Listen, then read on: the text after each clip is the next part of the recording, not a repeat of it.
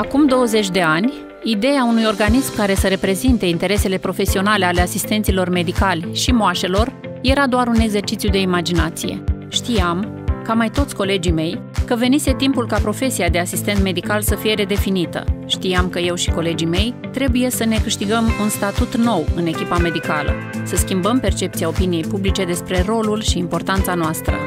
Era timpul să spunem că asistenții medicali și moașele sunt profesioniști, nu simple prezențe fără autonomie într-o unitate medicală.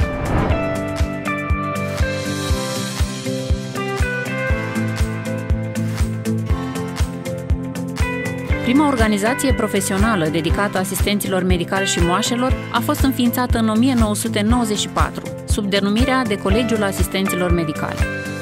A fost un început, dar nu suficient.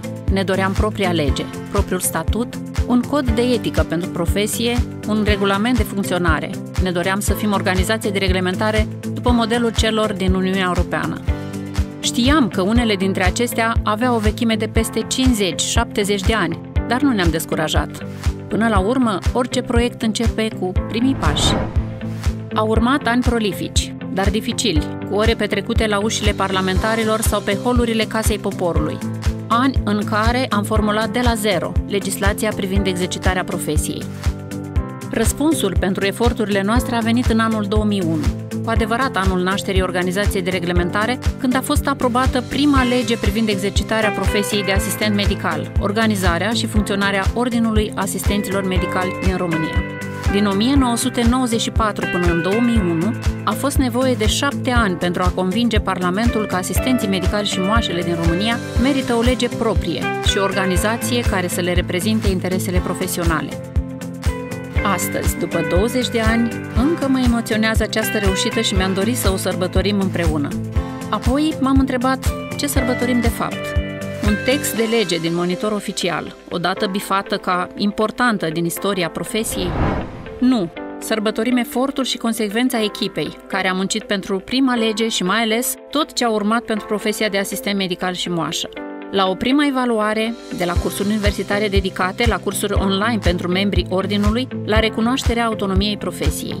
Toate schimbările care au modelat profilul asistentului medical și al moașei au început în anul 2001. Deci, ce sărbătorim?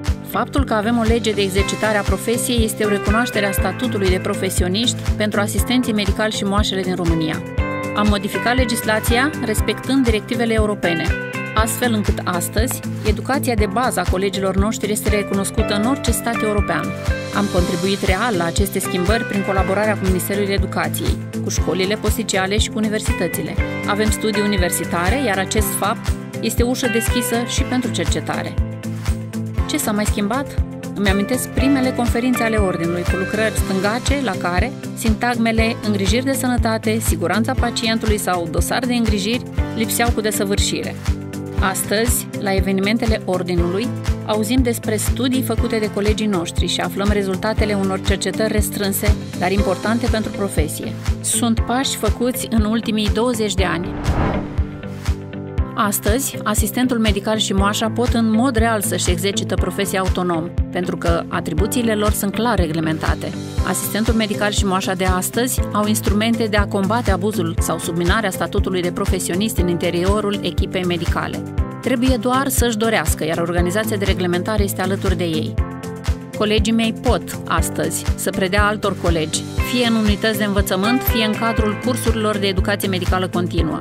Este remarcabil dacă ne gândim că am început cu ore de perfecționare susținute de medici, iar astăzi programul de educație medicală continuă este coordonat în întregime de asistenți medicali și de moașe. Probabil că cele mai multe dintre schimbările ultimilor 20 de ani sunt percepute mai bine de generația mea.